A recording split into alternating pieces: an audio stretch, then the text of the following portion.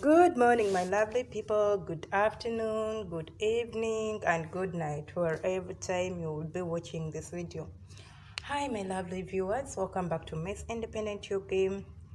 Today, I'd like us to discuss about vaginal dryness.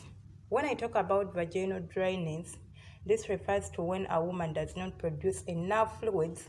They produce fluid, but it's just in little quantity. So they don't produce enough fluid. There is enough, there is excess, and there is more than enough. And there are women who squat, there are women who have a lot of fluids, and there are those who have just enough. So if I say enough fluid, I refer that you may be producing but just a little during sexual intercourse. Vaginal dryness is caused by a lot of stuff, and it's a very big topic because it contains the causes, the effects of vaginal dryness. It affects it contains, let me see, vaginal dryness. We have causes, effects, we have treatment, and we have maybe prevention. But today we're going to look at causes. What are the causes of vaginal dryness? Number one, or the major cause, is the falling estrogen levels. Actually, this is looked at as the chief cause, and this happens when a woman is aging or she's going towards her menopause. Though there are young ladies that are not even they are about that age of going to menopause, who find themselves with this problem of vaginal dryness. So let's look at the other causes of vaginal dryness. One will be breastfeeding. Breastfeeding, sometimes, not to all women, but some women, or sometimes, it will cause dryness or vaginal dryness in women. As we all know, breastfeeding comes with a lot of stuff, stress, the running up and down, the baby's crying, and if it's your first time, you don't even know how to do it, the breast is swelling, you're having overflow of the breast milk. So it comes with a lot of stress, and stress is associated with vaginal dryness. So breastfeeding also sometimes causes vaginal dryness. Let's look at cigarette smoking. Excessive cigarette smoking causes vaginal dryness, but if it's just a little intake, that cannot have harm on your on your vaginal area, on your reproductive part. But as women, we are not supposed to be smoking. We all know smoking comes with a lot of diseases, with a lot of and diseases include lung cancer. They said brings about tuberculosis. But putting this aside, excessive smoking may cause vaginal dryness. Let's look at depression. We all know that when you're having sex starts in your mind.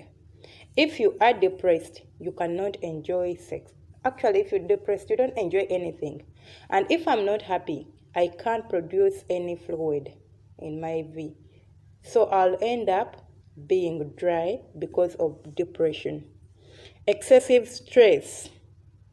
Stress is associated with a lot of stuff. Maybe I have stress at work. Maybe I have stress with my marriage. Maybe with my relationship with my friends. Maybe a lot of people, and a lot of things cause stress. But if you have excessive stress, sweetheart, you might find yourself battling with vaginal dryness.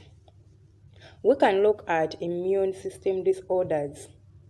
We all know that when your immune system is down, you'll get a lot of diseases. You'll get a lot of, because the immune system of a person, it's what keeps us healthy, and it is what protects us away from diseases. This may be the small ones or the big diseases, whatever it is.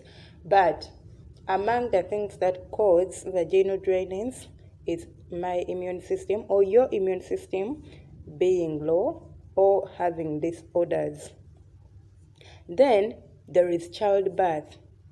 Childbirth is something big to a woman.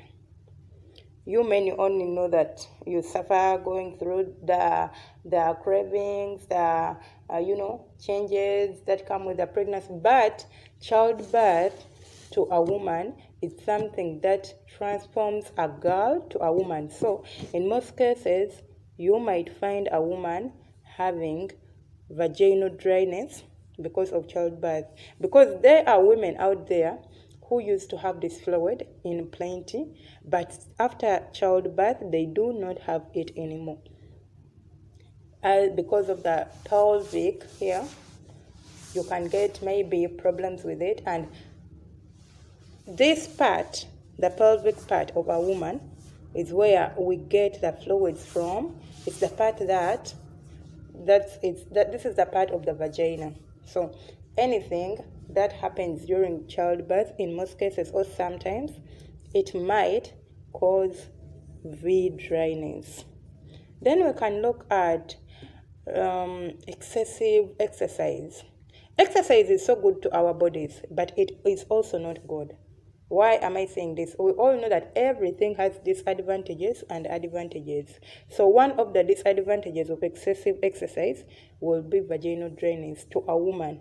So you have to exercise, but limit yourself and know this is where I have to stop, this is where I have to start.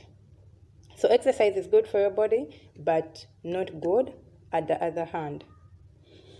So we can look at some cancer treatments such as radiation to the pelvis, hormone therapy, or chemotherapy. This also causes vaginal dryness, because we all know what it is when it comes to chemotherapy. At least if you don't know, you've ever heard about it, you've ever studied about it. So this is not something easy. And this radiation to the pelvic, as I've told you, this pelvic part is so sensitive in our vaginal production fluids. It plays a big role in it. And the surgical removal of ovaries. Most women go under these surgeries when they don't want to have kids anymore.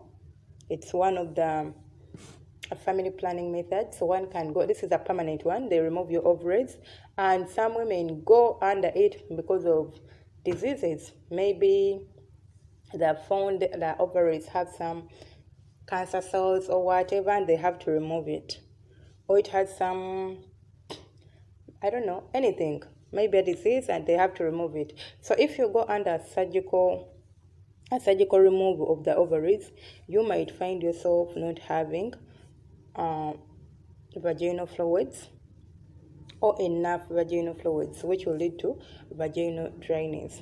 As I've said that this topic is too big, do not forget to subscribe, because we shall be looking at the effects, we shall be looking at the treatment, and we shall be looking at how to prevent it, because we all know that if you are dry, if your V is dry, you can't enjoy sex. So do not forget to subscribe, like, comment, and share. And if you are new, please kindly consider subscribing. And if you're my returning subscriber, thank you so much for always staying on Miss Independent.